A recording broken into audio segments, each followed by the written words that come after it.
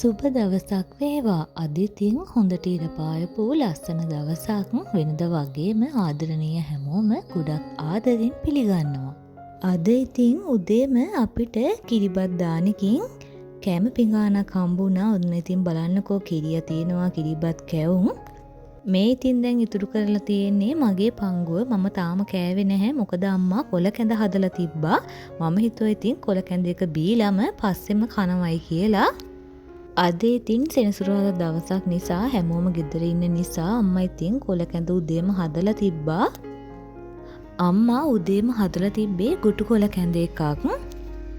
ගොඩක් වෙලාවට ගෙදර හාතවාරිය තියෙන නිසා ගොඩ වෙලාවට හදන්නේ හාතවාරිය කැඳ. ඒ වගේම තමයි කරපිංච කැඳත් නිතරම හදනවා. ගොඩ දවසකින් තමයි අම්මා ගුටු කොල කැඳ එක හැදුවේ. ඇත්තටම කැඳ එක නම් හරියම රසට තිබ්බා. කැඳ එකත් බොන ගමම්ම ඔන්න ඉතින් මං වත්ත පැත්තට පොඩ්ඩක් ගියා. බලන්නකො ඉතින් අපේ ආත්ත ගහේ ආපහු අලුතෙන් ගෙඩි හැදිලා තියෙනවා. මේකේ ආත්ත හරියම රසයි.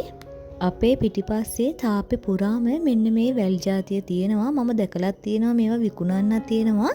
ලස්සන චූටි රතු පාට මලක් තමයි එන්නේ. අපිත් දැන් මේ වයින් ටිකක් පෝච්චියක හිටවන තමයි ඉන්නේ. එතකොට මේ තියෙන්නේ තිබ්බු. ඔයාලා අහලත් ඇති මේක ගොඩාක් හොඳයි. දියවැඩියාව කියන රෝගය තියෙන අයට මේකේ දලු කඩලා මැල්ලුම් හැදුවම හරිම රසයි. තෙබුත් වර්ග කීපයක්ම තියෙනවා. ඉතින් කෑමට ගන්න සුදුසු හරිම එක තෝරලා කෑමට ගන්න එක ගොඩාක් හොඳයි. දිය කූඩලු පැල වගේක් තිබ්බා. ඔන්න ඉතින් ඒ ටික හිටව ගන්න තමයි හදන්නේ. මුලින්ම ඉතින් මම ඒකට ඕනි කරන පාස් කොම්පෝස්ට් ඒ වගේම තමයි පොල් මුඩු කීපයක් මේ විදිහට ලෑස්ති කරගත්තා. මෙතන ඉතින් දිය කූඩලු වර්ග කීපයකින්ම තියෙනවා. අම්මා ටිකක් බිම හිටවලා තිබ්බා. ඒක ඉතින් හරියට හරියන්නේ නැති නිසා ආපහු ඉතින් ඔන්න පෝච්චි වල හිටවන්න තමයි යන්නේ. හස්බන්ඩ්ගේ අම්මත් දිය කූඩලු දඬු කීපයක් එවලා තිබ්බා. ඔන්න ඉතින් ඒ ටිකත් මේත් එක්කම හිටව ගන්න තමයි හදන්නේ. මුලින්ම ඉතින් මේ විදිහට පෝච්චියක් අරගෙන ඒකට අපි කඩාගත්ත පොල් මුඩු කීපයක් අඩියටම එකතු කරගන්න ඕනේ. ඊළඟට ඉතින් පස් තට්ටුවක් ඒ වගේම කොම්පෝස්ට් තට්ටුවක් තමයි දාගන්නේ. පස්වල තියෙන ලොකු ගල් කෑලි නම් මම ඔක්කොම ටික අයින් කරලා දැම්මා. අපි දිය කූඩලු කීප වතාවක්ම මේ විදිහට හිටෝලා හොඳට පැල ටික හදාගෙන තියෙනවා. මේ දැන් අපි එකතු කරන්නේ කොම්පෝස්ට්. කොම්පෝස්ට් ටිකක් වැඩිපුර දිය කූඩලු වලට එකතු කරන එක ගොඩාක් හොඳයි. අපි ගොඩාක් වෙලාවට මේ විදිහට තමයි පැල ඉඳව ගන්නේ. ඔන්න ඉතින් දැන් පෝර පස්සේ එහෙම එකතු කරලා අපි මල් පෝච්චිය මේ විදිහට හදාගත්තා. ලොකු ගල් කෑලි වගේව නම් මම ඔක්කොම අයින් කරලා දැම්මා. දැන් ඉතින් දිය කූඩලු පැල ටික ඉඳව ගන්න තමයි තියෙන්නේ. මං කලින් කිව්වනේ අපි බිම හිටවපු දිය කූඩලු පැල වගේකොත් දැන් පෝච්චියේ හිටවනවා කියලා. ඊට අමතරව අපි ගත්ත දිය කූඩලු දඬු ටික මේ විදිහට ටිකක් මෝරපු දඬු ටිකක් ගන්න එක ගොඩාක් හොඳයි. මෙතන ඉතින් පෝච්චි වර්ග දෙකක් තියෙනවා. ලොකු පෝච්චියේ නම් දඬු 4-5ක් වෙන්න ඉඳව ගත්තා.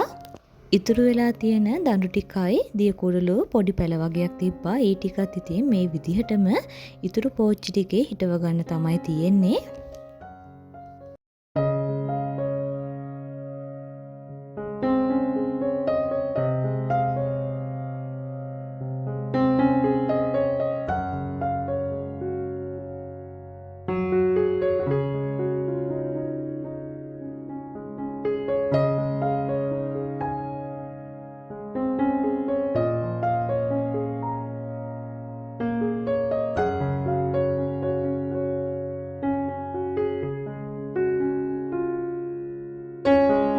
මෙන්න මේ පැලෙත් අම්මා ළඟදි තමයි ගෙදර ගෙනහල්ලා හිටෙව්වේ. මට මේ ගහේ නම නම් හරියටම මතක නෑ. අපේ ගෙදර කලිනුත් තිබ්බා. ඒ ගහ මැරුණා. ඔන්න ඉතින් අම්මායි තලුතෙන් මේ පැලයක් ගෙනහල්ලා ඉඳුවා. මේ ගහේ විශේෂත්වය මේ කොළවල තියෙන පාට ලා කහ පාටක් ලා කොළ පාටක් වගේ තමයි තියෙන්නේ. ගාඩන් එකකට හරියම ලස්සනයි. අපේ ගෙදර තැඹිලි ගස්වල ගෙඩි ටිකක් කඩන්න බැරි වෙලා තැඹිලි දැන් මෝරලා තියෙන්නේ.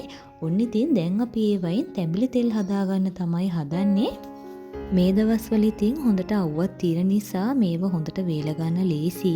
මුලින්ම ඉතින් තැඹිලි ගෙඩිය මේ විදිහට කපලා වේල ගන්නවා. ඊට පස්සේ වේලුනහම මේ තැඹිලි මදේ ගලව ගන්න ලේසි. ඊට පස්සේ ආයෙත් පොඩියට කෑලි කපාගෙන තද අවුවේ හොඳට වේල ගන්න ඕනි. සාමාන්‍යයෙන් පොල් තෙල් හදාගන්න විදිහටම තමයි තැඹිලි තෙලුත් හදාගන්නේ. දැන් නම් ඉතින් හොඳටම දවල් වෙලා තියෙන්නේ. අද බලමුකෝ අපි හදපු රස කෑම මොනවද කියලා. රසම රස ගෝව කොළ මැල්ලුමක් හදලා තියෙනවා. ඒ වගේම තමයි පරිප්පු. ගොඩ දවසකින් ඉතින් කොහිල මාළුවක් උයලා තියෙනවා. කොහිල ටික මුලින්ම බැදගෙන තමයි කිරි එකතු කරලා උයාගෙන තියෙන්නේ. මේක නම් හරියම රසයි. ඒ වගේම තමයි මොරුංග කිරි හොද්දක් හදලා තියෙනවා. ඊළඟට ඉතින් අද බටු වෙනස්ම විදිහකට හදලා තියෙනවා. මේක හරිම රසයි. මේ බටු රෙසිපි එක අනිවාර්යෙන්ම අරගෙන එන්නම්කෝ. එහෙනම් දැන් ඉතින් අපි දවල්ට කෑම කන්න තමයි යන්නේ. අම්මා ඉතින් වෙනද වගේම රසම රස කෑම එකක් මේ විදිහට පිඟානට බෙදලා දුන්නා. channel එකත් එක්ක අලුතෙන් ගොඩ දෙනෙක් එකතු වෙලා ඉන්නවා. ඒ හැම දිනාටම ගොඩාක්ම ස්තුතියි. මේ ලස්සන දවසත් මේ විදිහට තමයි ගත වුනේ. එහෙනම් ඉතින් අලුත් දවසකින් ආයෙත් හමු වෙනකන් හැමෝටම සුබ දවසක්.